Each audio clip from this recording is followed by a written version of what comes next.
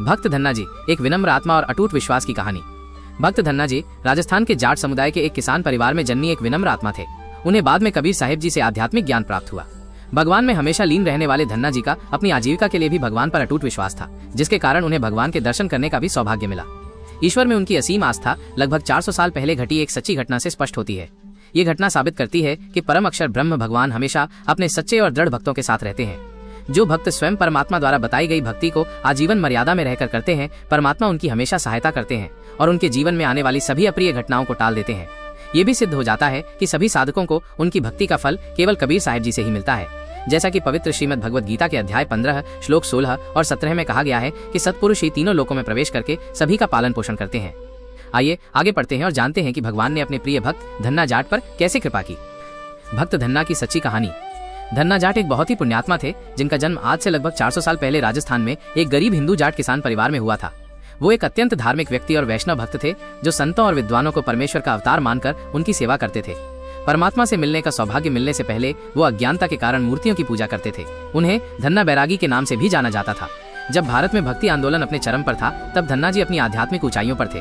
भगवान में उनके दृढ़ विश्वास से जुड़ी कई आध्यात्मिक कहानियां प्रचलित हैं। उनके अटूट विश्वास और सच्ची भक्ति ने उन्हें भगवान से गहराई से जुड़ने में सफल बनाया। आइए अब धन्ना जी के साथ घटी एक सच्ची घटना के बारे में जानते हैं, जहां भगवान ने एक ऐसा चमत्कार किया जिससे उनका भगवान में विश्वास और गहरा हो गया और ये साबित हो गया कि सर्वज्ञ और सर्वशक्तिमान परमात्मा अपने सच्चे उपासक के लिए कुछ भी कर सकते हैं। आदरणीय संत गरीबदास जी कहते हैं, जो जन मेरी शरण है ताका हूँ मैं दास, गेल गेल लागया फिरूं जब तक धरती आकाश। धन्ना जाट ने भूखे साधुओं को ज्वार का बीज खिलाया। ये सच्ची कथा लगभग 400 साल पुरानी है, जब राजस्थान में खेती पूरी तरह बारिश पर निर्भर थी। उस समय वर्षा होना बड़े सौभाग्य की बात मानी जाती थी, क्योंकि सिंचाई का कोई अन्य साधन नहीं था। गरीबी अपने चरम पर थी। एक बार धन्ना जी के गांव में बारिश हुई। सभी ग्रामीण ज्वार के बीज लेकर अपने खेतों में बोने चले गए और धन्ना जी भी अपने खेत में ज्वार बोने निकले। रास्ते में उन्हें 4 साधु संत मिले। उन्हें देखकर धन्ना जी बहुत प्रसन्न हुए। उन्होंने अपनी बैलगाड़ी रोकी और एक पेड़ से बांध दी। उन्होंने ऋषियों को प्रणाम किया और उनके हालचाल पूछे। साधुओं ने बताया कि वे तीर्थ यात्रा पर जा रहे हैं, लेकिन पिछले 2 दिनों से भूखे हैं और भूख से मर रहे हैं। धन्ना जी के पास एक थैले में ज्वार के बीज थे, जिन्हें वो खेत में बोने जा रहे थे।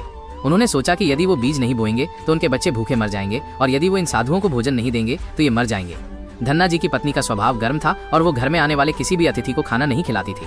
धन्ना जी ने सोचा कि भले ही मेरी पत्नी मेरी भक्ति में बाधक हो, लेकिन मैं भगवान को साक्षी मानकर इन साधुओं की जान बचाऊंगा। यदि बारिश नहीं हुई तो ये बीज वैसे भी बर्बाद हो जाएंगे। ये सोचकर उन्होंने साधुओं से कहा, ये ज्वार के बीज हैं, आप इन्हें खाकर अपनी भूख मिटाओ। भूखे ऋषियों ने सारे बीज खा लिए, धन्ना जी को धन्यवाद दिया और अपनी यात्रा पर चले गए। धन्ना बैरागी द्वारा ज्वार के बीज बोने का नाटक। चूंकि धन्ना जी की पत्नी बहुत गुस्सैल स्वभाव की थी, इसलिए उन्होंने सोचा कि अगर वो ज्वार नहीं बोएंगे तो उनका पड़ोसी उनकी पत्नी से शिकायत कर देगा। इसलिए उन्होंने नाटक करने का फैसला किया।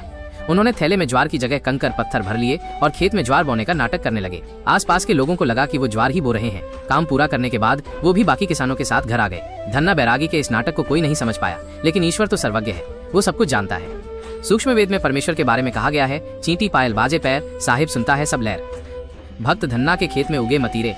बाद में बारिश नहीं हुई। हर किसी की ज्वार की फसल 2 महीने बाद केवल 1 या 2 फीट ही बढ़ी, लेकिन धन्ना जी के खेत में मोटे मोटे तुम्बे, मतीरे, कद्दू की तरह एक फल खूब उग गए और पूरा खेत उनसे भर गया। पड़ोसी किसान की पत्नी ने धन्ना की पत्नी से कहा, क्या तुमने खेत में ज्वार नहीं बोई थी? तुम्हारे खेत में तो मतीरे की बेलें बहुत उग गई हैं। धन्ना की पत्नी ये देखकर बहुत क्रोधित हो गई। उन्होंने सोचा कि वो अपने पति से बाद में निपटेंगी और खेत देखने पहुंच गई। उन्होंने देखा कि सबके खेतों में ज्वार उगी है, लेकिन उनके खेत में अत्यधिक मात्रा में तुम्बे की बेलें उगी हुई हैं। राजस्थान में मतीरे की बेलें कम बारिश में भी बहुत ज्यादा उगती हैं। गुस्से में उन्होंने एक बड़ा और भारी मतीरा तोड़ा और सिर पर रखकर घर की ओर चल दी। धन्ना जी के पास कुछ भक्त बैठे थे। अपनी पत्नी को मतीरा लिए आते देख उन्होंने भक्तों से जल्दी जाने को कहा। धन्ना की पत्नी ने घर आकर वो मतीरा उनके सिर पर दे मारा और गुस्से में कहा, बच्चे क्या खाएंगे? बीज कहाँ गया? धन्ना जी ने अपने सिर का बचाव किया और कुछ नहीं बोले। परमेश्वर कबीर जी ने भक्त धन्ना के लिए किया चमत्कार। तुम्बा जमीन पर गिरते ही 2 हिस्सों में टूट गया और उसके अंदर से 5 किलोग्राम साफ सुथरी और मोटे दानों वाली ज्वार निकली। ज्वार को देखकर धन्ना जी की पत्नी हैरान और खुश हो गई। उन्होंने सोचा कि बाकी तुम्बों में भी ज्वार हो सकती है। वो धन्ना जी को साथ लेकर खेत में गई। एक चादर बिछाकर उन्होंने तुम्बे फोड़ना शुरू किया। हर तुम्बे से 5-5 किलो ज्वार निकली, जिससे ज्वार का एक बड़ा ढेर लग गया। धन्ना जी खुश थे कि उन पर परमात्मा की कृपा बरस रही है। वहीं दूसरी ओर बाकी किसानों की फसल बारिश न होने के कारण सूख गई और उन्हें एक दाना भी नहीं मिला। ये बात पूरे गांव में आग की तरह फैल गई कि भक्त धन्ना के खेत में लगे तुम्बों में से ज्वार के बीज निकले हैं। गांव वाले यह चमत्कार देखने धन्ना जी के खेत पहुंचे। धन्ना भक्त ने अपनी सारी ज्वार गांव वालों में बांट दी, क्योंकि उनके बच्चे भी भूखे थे। बची हुई ज्वार वो अपने घर ले गए। भक्त धन्ना की पत्नी को परमात्मा ने अपनी शरण में लिया। जब भक्त धन्ना की पत्नी ने परमात्मा के चमत्कार को देखा तो उनका हृदय परिवर्तन हो गया। उन्होंने अपने पति की भक्ति और विश्वास का महत्व समझा और स्वयं भी परमात्मा की शरण में आने का निश्चय किया। इस घटना के बाद वो भी धन्ना जी की तरह सच्चे मन से परमात्मा की भक्ति करने लगी। धन्ना भगत ने राजा वाजिद को सच्ची भक्ति के लिए प्रेरित किया। इस चमत्कार की खबर राजा वाजिद तक भी पहुंची। वो धन्ना जी की भक्ति और परमात्मा की कृपा से बहुत प्रभावित हुए। धन्ना जी ने राजा को समझाया कि सच्ची भक्ति केवल दिखावा नहीं है, बल्कि ये परमात्मा में अटूट विश्वास और उनके बताए रास्ते पर चलने से मिलती है। धन्ना जी के उपदेशों से प्रेरित होकर राजा वाजिद ने भी सच्ची भक्ति का मार्ग अपनाया और वे भी परमात्मा की शरण में आ गए।